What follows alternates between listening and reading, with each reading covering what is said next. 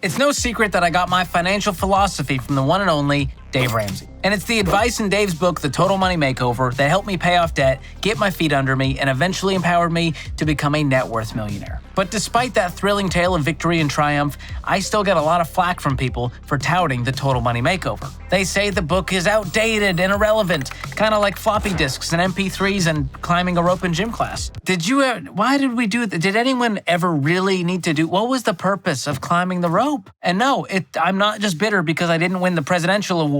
I got the national award, and it shows. So today, I'm going to take a look at the most common objections I get in regard to this controversial money book to see whether the flack is fact or the flack is whack. Or for my Gen Z friends, is this book fact or cap, or is it low-key goated? So fam, let's real talk. We're going to find out in today's episode.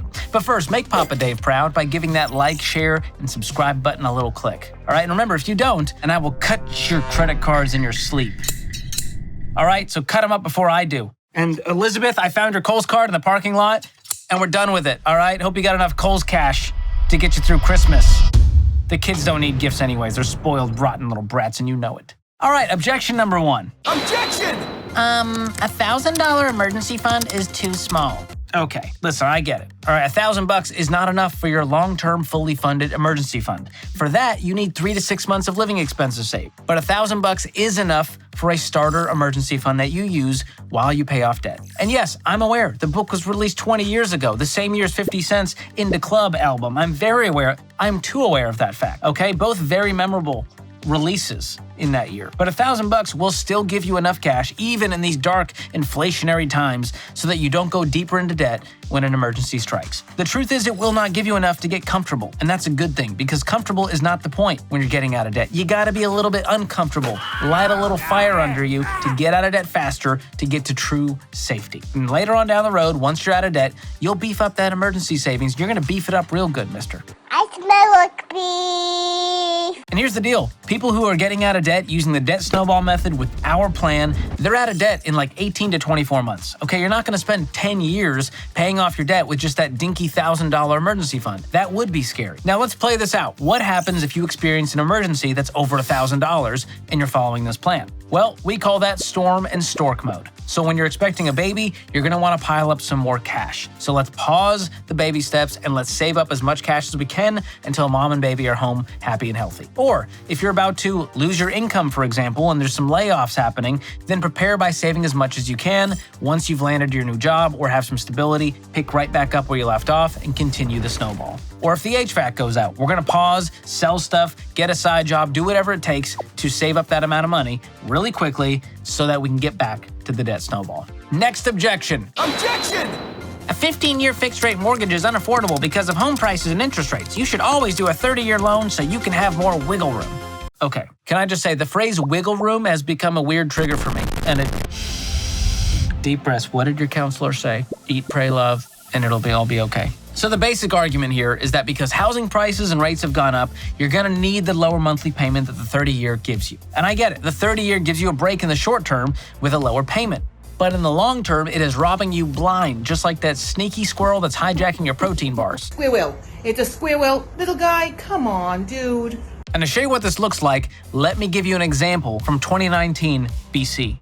Before COVID. So with a $240,000 home loan, we're going to look at 15 years versus a 30-year. So the 15-year has a 3.5% interest rate. The 30-year has a slightly higher 4% interest rate. Monthly payment on the 15-year, $1,716. Monthly payment on the 30-year, $1,146, right? So it is a lot cheaper. But here's where it gets interesting. The total amount of interest paid on that 15-year loan over 15 years is $69,000. The total paid on the 30-year is $172,000. So here's what that amounts to.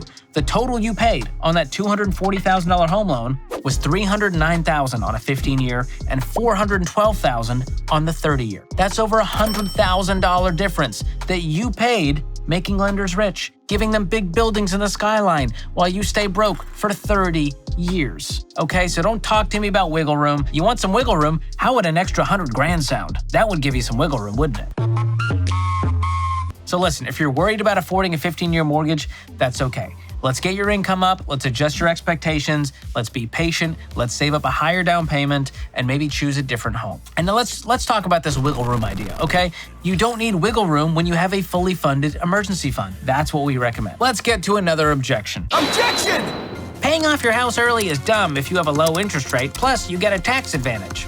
Okay, let's pretend you've got a mortgage, $200,000 at 3%, right? People would say, that's amazing. What an incredible rate you have. Well, unless you have $200,000 in savings making like 4%, you're not mathematically gonna make a spread by keeping your mortgage around, okay? And people will also say this, well, I'll keep my mortgage around and invest the money instead. Well, that's essentially borrowing $200,000 to go invest, which you would not do, okay? It's bass-ackwards and we all know it. So if you're not investing that money in a retirement account, the money you're making is taxable income, right? If you're putting that money in a savings account, you're making a little money there, that's taxable income. If you're paying down your house, it's a forced savings plan with tax-free growth. Because if you didn't know this, the IRS allows you to keep $250,000 worth of appreciation tax-free if you're single and $500,000 if you're married filing jointly. All right, now let's talk about that tax advantage, right? Well, under recent tax law, you can only get a deduction with that mortgage interest if you itemize, which most people don't even do anymore because they're better off going with the standard deduction. But let's just say you itemize and you still want to argue here. Think about this. If you pay $10,000 a year in interest on that mortgage and your tax rate is 22%, that means you're going to get a $2,200 tax deduction. Now, let's make this very clear. You're giving $10,000 to the lender to avoid giving $2,200 to the IRS. You're stepping over $1 to pick up a quarter. You're stepping over first class on Delta for a coach ride on Spirit. What are you thinking? All right, one more objection for kicks and giggles. Objection! Financial advisors are a scam. Never use them. All right, my first question here is, who hurt you? My second question is, do you fix your own AC or fly your own plane or remove your own moles? You know what? Don't answer that last one. It's disgusting. The answer should be no. I think I'm gonna be sick. You use a professional because they have more education and experience and laser beams to remove those things. But I know you hate spending money on things you think you can do yourself. And some fin talker told you that actively managed mutual funds never outperform the market and they're scamming you by taking a fee for their services. And you feel like you're basically an expert anyways because you listened to one episode of CNBC's Fast Money.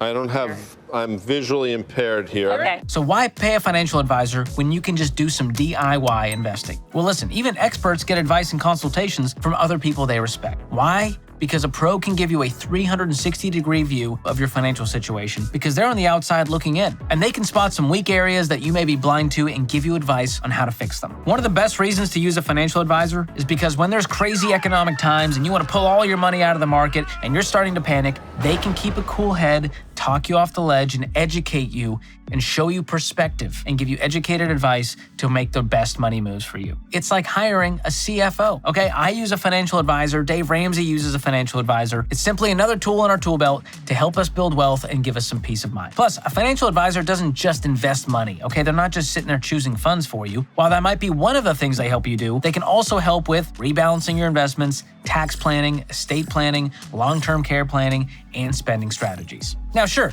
there are some bad apples in the bunch out there, just like there's some scammy party clowns out there. But on the whole, both clowns and financial advisors just want to make people happy. Okay? Now, regardless of what the naysayers say, the strategy in the Total Money Makeover has been proven time and time again. This book is still helping people decades later, and it's now helped hundreds of thousands of people pay off debt and build wealth the right way. And here's the reasons the plan works. Number one, it helps you focus on one goal at a time, thanks to those 7 Ramsey baby steps that Dave lays out in the book. Because it can be overwhelming to face a reality that you're not where you want to be financially, so much to do, so little time, but this plan breaks up your goals into manageable, achievable pieces that will set you up for success. Number two, it helps you avoid going back into debt ever again. You see, once you get out of debt and you have an emergency fund, you don't ever need to run back to those borrowing ways. And that is a beautiful part of this plan. Number three, it keeps your priorities in check. You know exactly where your money should go because you have a goal right in front of your face that you're trying to hit in a speedy amount of time. Number four, it's designed so that you see and celebrate your progress. This is not